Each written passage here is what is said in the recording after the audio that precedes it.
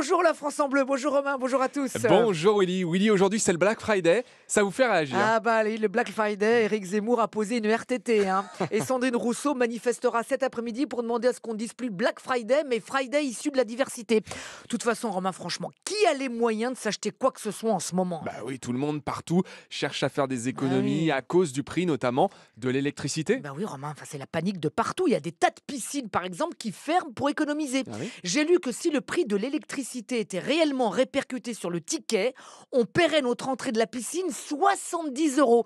70 euros pour choper des champignons. J'espère qu'à ce prix-là, c'est de la truffe. Non, mais, et en plus, j'adore la piscine. C'est la plus grande soupe miso du monde. Tu te baignes dans les bassins et après, tu peux bouffer dedans. Oh. Non, il faut rouvrir nos piscines. C'est important que nos enfants sachent nager. Surtout, si c'est un enfant de migrant, ça peut servir. Oh, mais vous Willy, aujourd'hui, vous avez prévu d'acheter des légumes? Qu'est-ce que c'est que cette histoire? C'est juste pour rendre un hommage, parce qu'entre la reine d'Angleterre et Jean-Luc Godard, personne ou presque n'a pris le temps de se recueillir devant la mémoire de Bruno Bonduel, disparu lui aussi en septembre, mais alors dans l'indifférence générale. Ah oui. Bah alors Bonduel, créateur de la fameuse marque Bonduel, quand c'est bon, c'est Bonduel. Voilà, il avait 89 ans, bah comme quoi les légumes, ça conserve.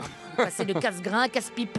Quel aboutissement tout de même. Lui, le roi de la conserve, terminera sa vie comme ses légumes en boîte. Oh. 89 ans. Au lit, son épouse le surnommait Petit Pois Carotte. Un grand homme qui organisait des partouzes de légumes qu'il appelait Ratatouille ou Ratatouze.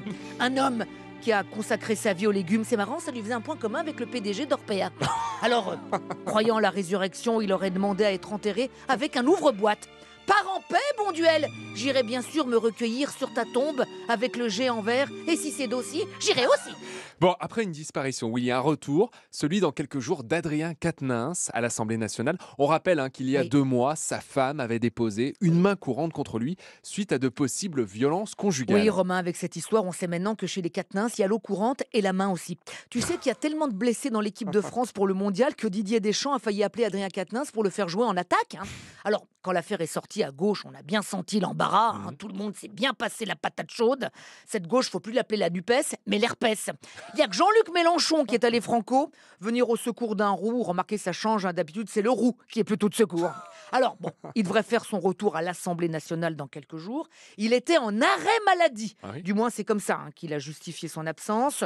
Bon, finalement, il a raison. Toutes ces histoires de violence conjugale, ça fout vraiment la nausée. Allez, portez-vous bien. Et la bonne journée.